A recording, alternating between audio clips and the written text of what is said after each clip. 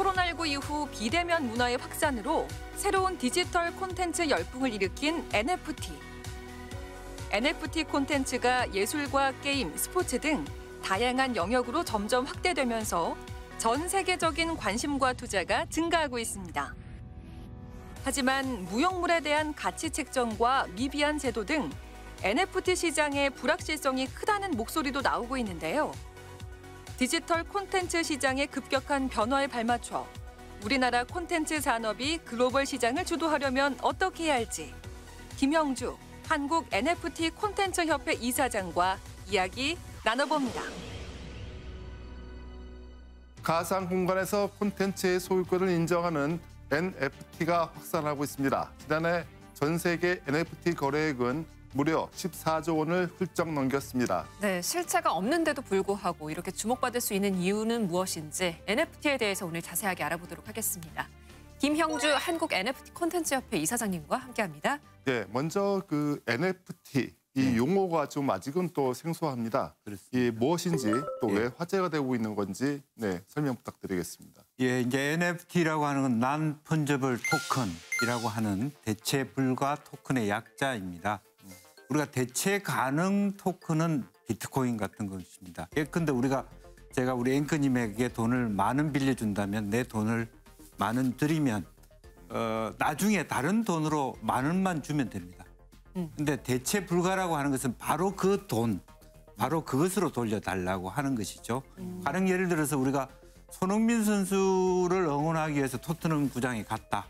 그럼 손흥민 선수를 응원하기 위해서 토트넘 구장이 발매하는 티셔츠를 제가 살 수 있잖아요. 그건 여러 벌 살 수 있습니다. 네. 그럼 대체 가능한 티셔츠인데 가령 재수 좋게 그날 손흥민 선수를 만나서 그 티셔츠에 사인을 받았다.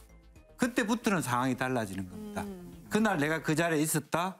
손흥민과 악수를 했다. 사진까지 찍었으면 더 훨씬 값지겠죠. 네. 그것은 자산화 될 수 있는 거죠. 누가 살 수 있다는 것입니다. 그래서 이 고유값을 갖고 있는 토큰, 고유한 토큰, 즉 희소성을 얘기하는 거죠. 그래서 우리가 뭐 텔레비전에 보면은 우리 이상민 가수가 집에 신발을 많이 갖고 있지 않습니까? 네네네. 마이클 조던이 신었던 신발이라든지 어떤 특정한 이야기가 있고 다른 것과 바꿀 수 없는 유니크한 측면이 있다면 그는 자산화될 수 있는 측면이 있죠. 이제 그런 토큰을 얘기하는데 과거에 이제 이더리움은 ERC20이라고 하는 호환이 가능한 스마트 콘트랙트가 되는 토큰을 발행했는데 2018년도부터 고유값을 지닌 고유한 단 하나만 있는 토큰 ERC721이라고 하는 건 발견되면서 2018년부터 NFT의 역사가 시작됐다. 그렇게 볼 수 있고요. 그렇기 때문에 그것은 예술품이라든지 부동산이라든지 하나의 디지털 정권 혹은 영수증, 나만의 고유한 보물 그런 개념을 갖고 있기 때문에 더 NFT에 대한 열광이 더 많아지는 것 같습니다. 네, 새로운 그 상품이 나왔으면 또 시장을 조성을 해야 되지 않습니까? 그렇다면 한국 NFT 협회에서는 어떤 역할을 하고 계신가요?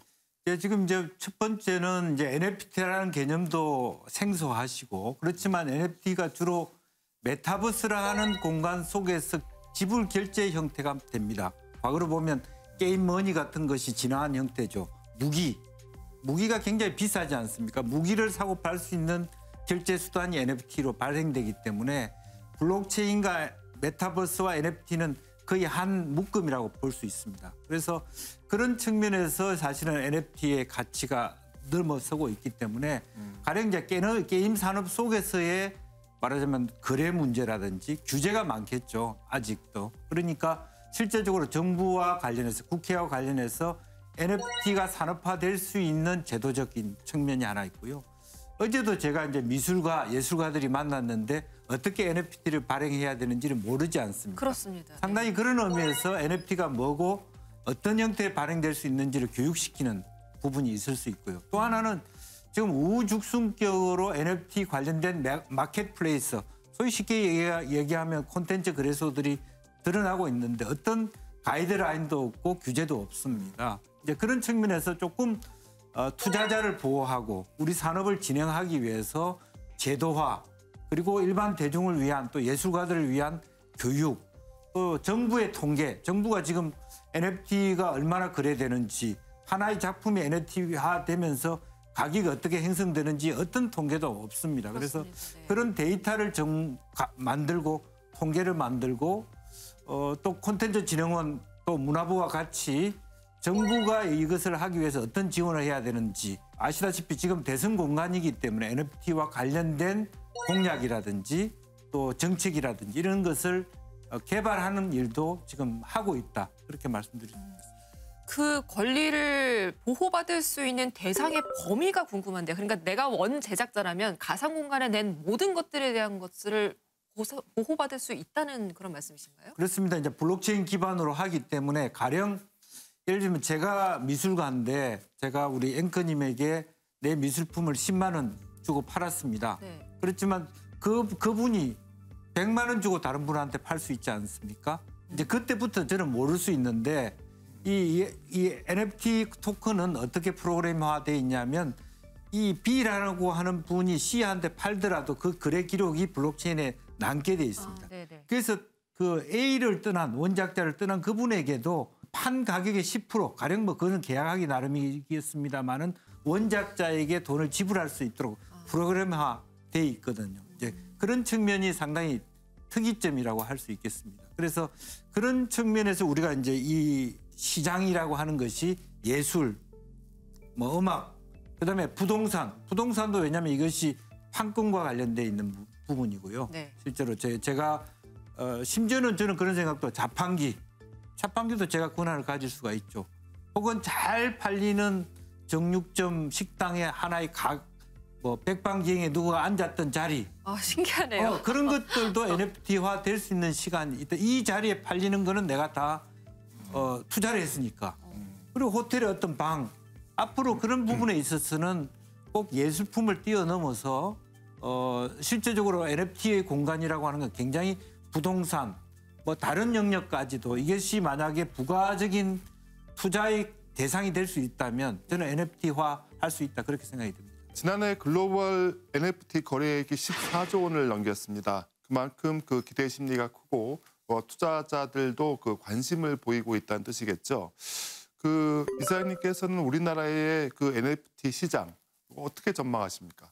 우선 뭐 NFT라고 하는 것이 가능한 것은 두 가지 IT 테크놀로지, 블록체인과 콘텐츠 아니겠습니까? 그런데 최근에 K 콘텐츠에 대한 전 세계적인 인기도가 엄청납니다. 네. 뭐 알다시피 뭐 미나리도 있고 뭐 BTS도 있고 여러 가지 형태의 그런 부분이 있기 때문에 그러한 NFT 시장이 굉장히 크다라고 하는 거고 또 게임 시장이 증폭되고 있고 그런 부분에 있어서 NFT가 가지고 있는 영역들이 많다. 우선은 우리나라가 IT 테크놀로지, 인프라가 같이 있는 데다가 우리 콘텐츠가 전 세계적으로 각광을 받고 있기 때문에 우리가 갖고 있는 NFT 시장의 그 규모라는 건 굉장히 크고요.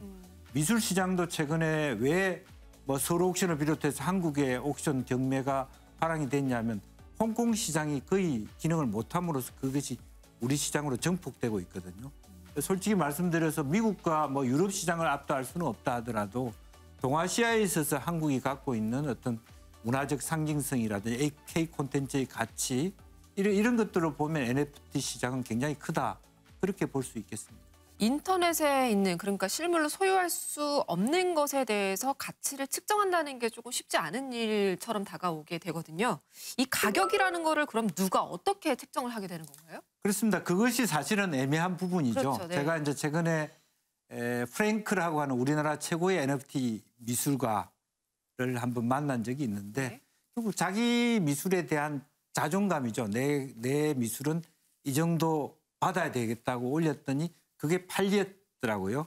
그 자체가 이제 말하자면 가격대가 되는 건데 아직 노멀한 가격대 형성이라고 하는 것이 상비되어 있지 않습니다. 그러나 전문가들 얘기해 보면 NFT라고 하는 것은 내 제품을 NFT화해서 사는 사람들은 이 그림이 혹은 이 어머니 더 비싼 가격에 팔릴 수 있다는 기대를 갖고 삽니다.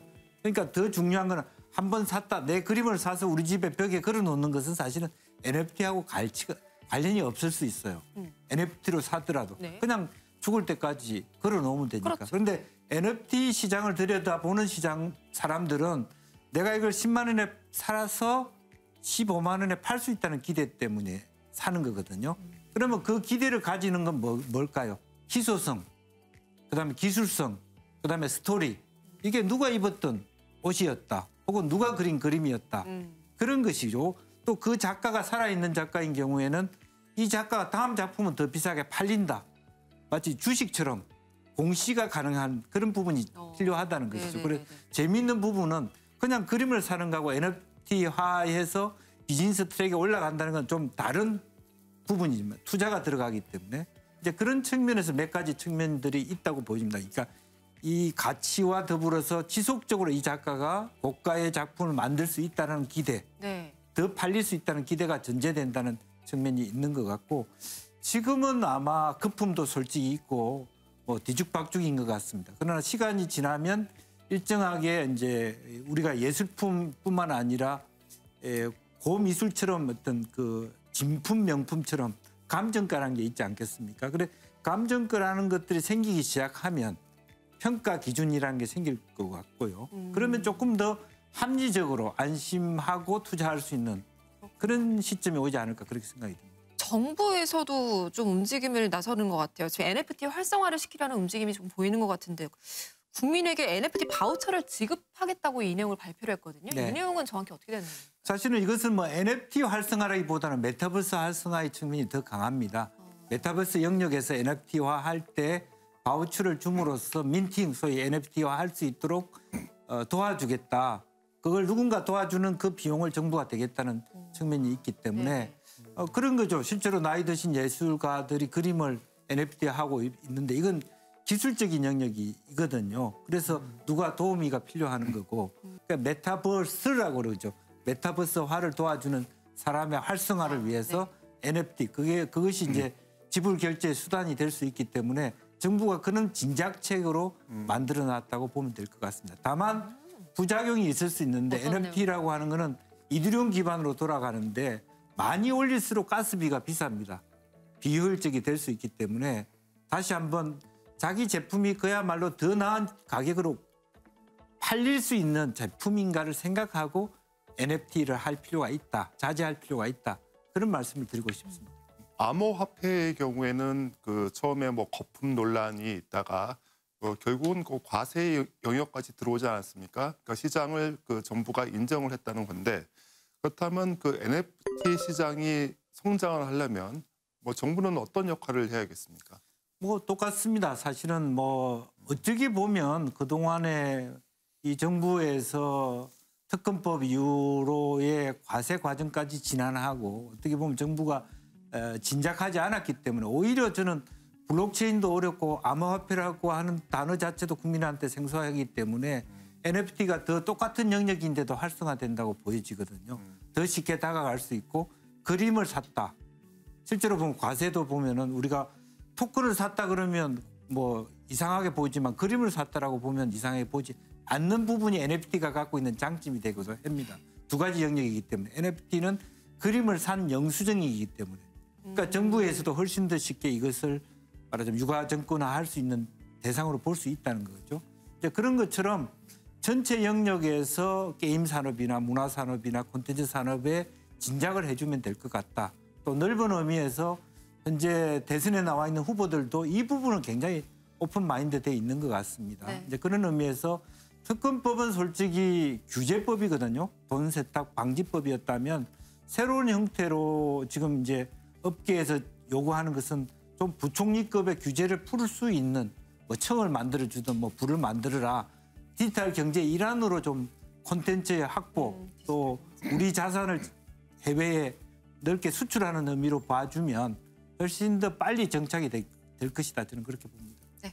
관심 갖는 분들께 회장님께서 좀 당부의 말씀이랄까요? 한 말씀 마지막으로 전하고 싶은 말씀은 어떤 게 있을까요? 그래서 저희들도 이제 정부가 조금 더 이렇게 전체 우리 콘텐츠 시장을 활성화하는 네. 그런 계기로 좀 이 NFT라고 하는 것을 조금 소위 포지티브 시스템에서 네거티브 시스템으로 과학 정책을 바꿔줬으면 좋겠다. 몇 가지를 제외하고는 다 좀 규제 개혁을 풀어줬으면 좋겠다는 말씀을 드리고요. 또 국민들도 저는 우리 교육감님들한테도 그런 제안을 했습니다. 미술 교육의 일환으로 우리 그 NFT라는 부분들도 좀 배울 수 있도록 네.